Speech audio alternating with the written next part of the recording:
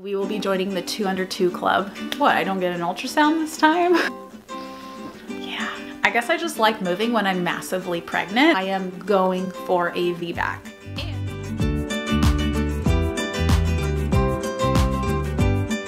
Hey guys, welcome back to my channel. My name is Mallory, and if you've read the description of this video, yes, I am pregnant once again.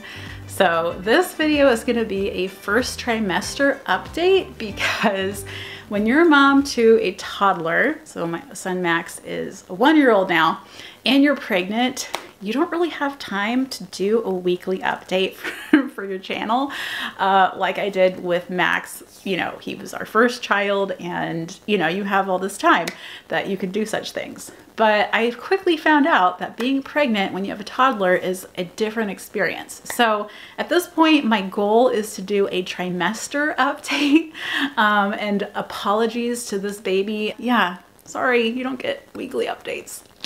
All right, so like I said, this is a first trimester update. So I am actually gonna be 13 weeks tomorrow as I'm filming this. So tomorrow, oh man, I'm even losing track of days. But I found out I was pregnant the day after Thanksgiving. So it was November 27th. We told our family right away, like that same day, like we did with Max, just because, you know, it's a baby from the moment of conception. And when you're pregnant after infertility, even though this is my second pregnancy, you do have that fear factor that, you know, you might miscarry. That I did have that fear with this pregnancy, but it was not as strong as with Max. And I think that's probably why, or the reason that is because I'd been through a successful pregnancy and I just had more confidence that my body knew what to do.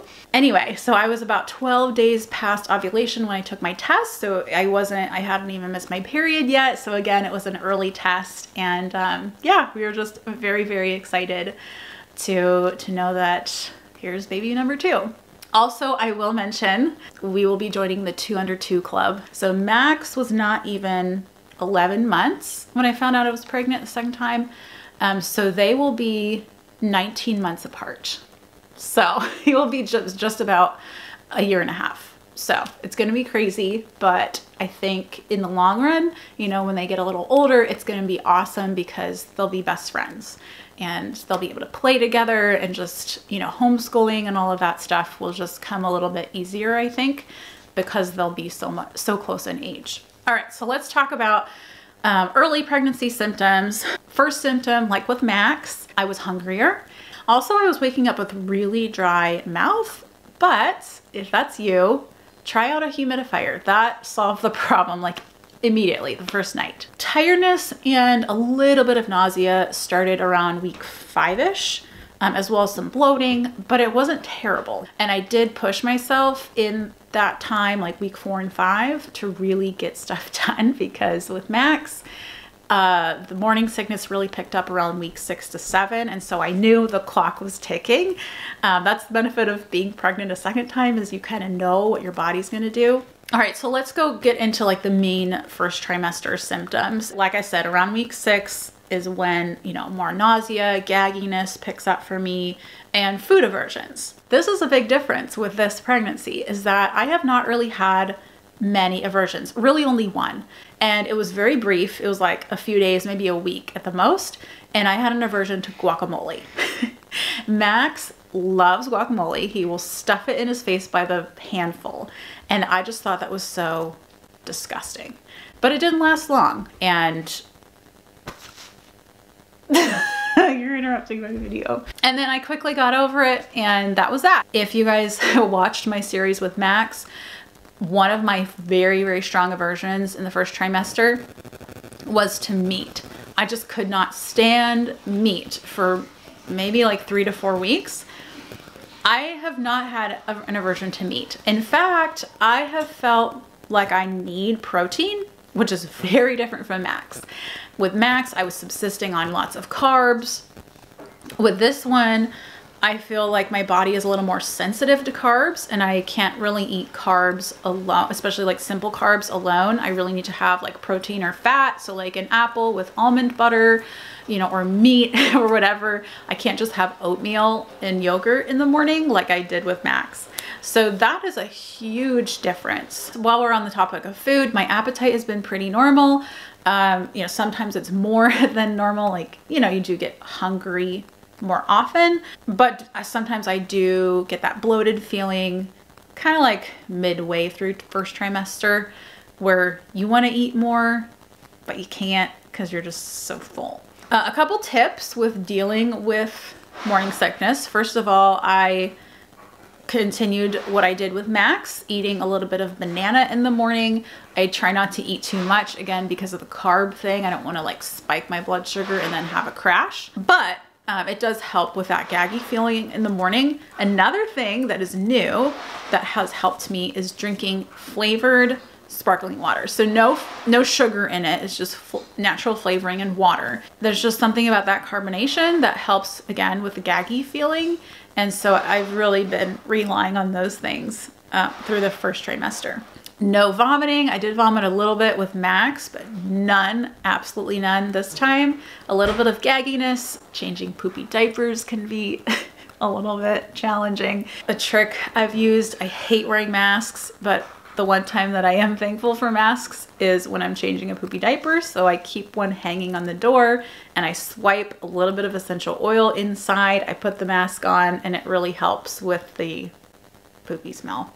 As far as energy goes, some days are better than others. You know, some days I have a lot of energy and can get a lot done. And then it's kind of like I pay for it later. And then other days I just have to rest more. Sometimes I do nap while Max naps. He takes one nap a day, anywhere from 1 to 3 hours. So that's nice. I can kind of give myself permission to rest. Another thing that was helpful was having my parents visit. They were here for 3 weeks. They just left a few days ago. So they really helped with Max and, you know, kind of gave me a break with caring for him and just having more hands to help around the house, cook, clean up, all of that. That's really nice. So if you can have family over or friends that can help you out sometimes, highly, highly recommend that. So overall, I really can't complain. Things have been really mild. With Max, I would say they were pretty mild to moderate-ish, but with this one, it's really mild. Like, I really can't complain. And now that I'm in the second trimester, you know, the second trimester is like the most normal trimester for many women. And yeah, it's a good place to be. It feels good to be almost at 13 weeks. All right, so let's talk about doctor's appointments. This experience, being pregnant for the second time, is also very different for me because the entirety of it is happening while we're in the US. So again, if you followed me with Max's pregnancy, we were in Germany for 2/3 of my pregnancy. And so I got really used to the fabulous prenatal care they have in Germany.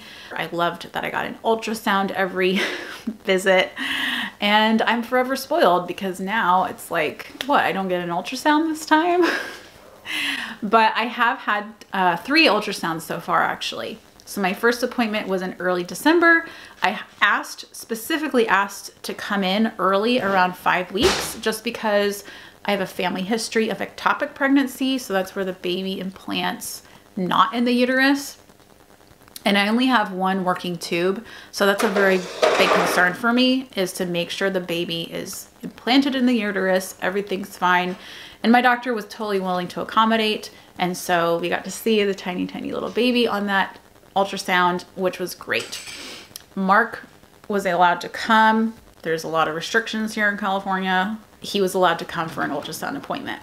My second ultrasound, it was by myself. It was ordered not by my regular OB that I see in person, but the OB I've been working with postpartum for my postpartum issues. She's a functional medicine doctor, and so she ordered an ultrasound so we could see the heartbeat as soon as possible, because that first one at 5 weeks, you can't see or hear a heartbeat yet. It's there, but you just can't see it. So she ordered one for around like 6.5 weeks and saw the heartbeat. Everything was fine, measuring fine. And then my third ultrasound was at my second OB appointment. And that, when was that? Everything was fine. We also saw the heartbeat there. The baby was wiggling around. And so that was really, really fun. Yeah, I don't remember when that was, but I think I was like 8 weeks, I think, 8-ish weeks. Mark was I thought he was gonna be able to come to the ultrasound because it was another ultrasound appointment. However, we started going into lockdown around like December 15th, around there. And mine was like a little bit after that. And he unfortunately could not come in. Like, women are not allowed to be accompanied by their husbands, even for ultrasounds right now. Now, it could be changed because the lockdown has been lifted. I'm hoping it's changed, but he was not allowed to come in for that appointment, which was a real bummer. I know that around the country, there's different restrictions for different states. So I hope wherever you are at, you watching, your husband can come to your ultrasounds at least, because, you know, it is a little nerve-wracking. You know, you kind of always worry beforehand that what if something's wrong, and you want your husband there, like, with you. At this point, I have my anatomy scan scheduled for mid-March, and at this point, he can't come to that either. It's with an outside person. It's not at the doctor's office. I know it's a huge bummer. I know a lot of women throughout this whole pandemic have been, you know, deprived of normal things that you should expect. And I think for me, especially, like, having been in Germany and having had that different care and having had an ultrasound every time, it's a really big change. So everything is fine. I'm doing fine. I did have a urinary tract infection when they did my blood work and, you know, urinalysis at the beginning of pregnancy. So I had to do a week of antibiotics, and then apparently I'm allergic to this particular antibiotic, and I got an all over body rash after finishing it. It looked horrible. Last category I think will be baby plans. So we talked about symptoms, and then doctor appointments, and then now baby plans. So at this point, I am starting to plan for life with 2 under 2. Like I said, Max will be 19 months old when the baby is born. The biggest needs we have as far as stuff is a double stroller. Right now I am eyeing the Cybex Gazelle. It's German made. Love our Nuna stroller, but it's only a single. So we'll see. Part of me wants to sell it just because it's still in good shape, and then we can get money for it and use it towards a new stroller. But, you know, it has been I really recommend it. If you're looking for a single stroller, it's a great stroller. But the Cybex looks really nice. We will need a convertible car seat for Max because the baby will take the Nuna infant car seat, and a bigger vehicle. So I'm probably gonna be a minivan mom soon. Yeah, I never thought I would consider a minivan, but just thinking about logistics, like, I always thought, oh, I want to get like a big SUV, but they're just not the same as a minivan, you guys. So probably after we move, which I'll get to that in a second, we will get a minivan. So if you guys have minivan recommendations, please leave them in the comments below, because yeah, love crowdsourcing. You know, with a toddler and then a newborn, 2 car seats, and then we will be probably getting another German Shepherd later in the year. And if we all want to go somewhere, you kind of need a minivan. So yeah. Oh, I forgot to say my due date. My due date, according to my chart, my fertility chart, is August 8th, 2021. So that'll actually be Max's 19-month birthday. Also, a huge plan is that I am planning for a VBAC, and that is a vaginal birth after cesarean. This is really important to me. There's so many reasons why a woman would want a vaginal birth, and I won't go into that now, but maybe later down the line when we get closer to birth, I'll explain my reasons for that. But the only reason I had a C-section with Max is because he was breech, and he was breech last minute. Like, he literally turned between week 39 and 40. And didn't have time for aversion because I went into labor before it could happen, and that was that. It was a great experience. I don't regret having a C-section, obviously, but I am going for a VBAC, and I will be making sure that I get a 3rd trimester ultrasound to like confirm the baby's position, because I want to have time, if the baby is breech for whatever reason, to try to turn the baby. So that is super important to me. Now, let's talk about moving. So if you guys aren't familiar, I'm a military wife, and we will be leaving California sometime in like mid to late June. So I'm gonna be like 33 to 35 weeks when we move. I guess I just like moving when I'm massively pregnant because we came here from Germany when I was 30 weeks. So, you know, I mean, like, you know, no biggie. But seriously, yeah, we will be moving in about 5 months, which I'm super excited about. Can't wait to get out of California. But it'll be pretty crazy with a toddler and being super pregnant. Searching for a VBAC friendly doctor and hospital, wherever we're going next, we don't know yet. That'll be like one of my top priorities, is to find that. So I will talk more about, maybe I'll do a video specifically on VBACs in the future, because it is a hot topic, and you know, why I don't want a second C-section if it can be helped. Obviously if it's what's needed, then I'll do it willingly. And there's things I would do differently, so stay tuned for that. But yes, VBACing is really important to me. All right, so that is it. Overall, I feel a lot more laid back this pregnancy. I do have my moments of worrying, you know, like, is everything okay with the baby? But again, I just have more confidence. My body has already done this. I know what to expect. And yeah, I just feel more relaxed about it. Oh, also I forgot to mention, speaking of baby being okay, I found the baby's heartbeat at home with the home Doppler in like week 11, I think it was. So it was really hard to find. It was a lot harder to find than Max's. So I don't know if the placenta is like in the way, like if maybe I have an anterior placenta this time, I don't know. But I was able to find it like briefly. I don't have a video, sorry, because it was just so brief, but that was pretty exciting. Also mentally, might want to talk about mental health in a future video, but mentally I just feel so much better during pregnancy. I struggled a lot postpartum with like postpartum anxiety and stuff like that. And it was really rough on me mentally. And I just feel so much better during pregnancy. It must be the extra progesterone and just the excitement of being pregnant, and the distraction of being pregnant.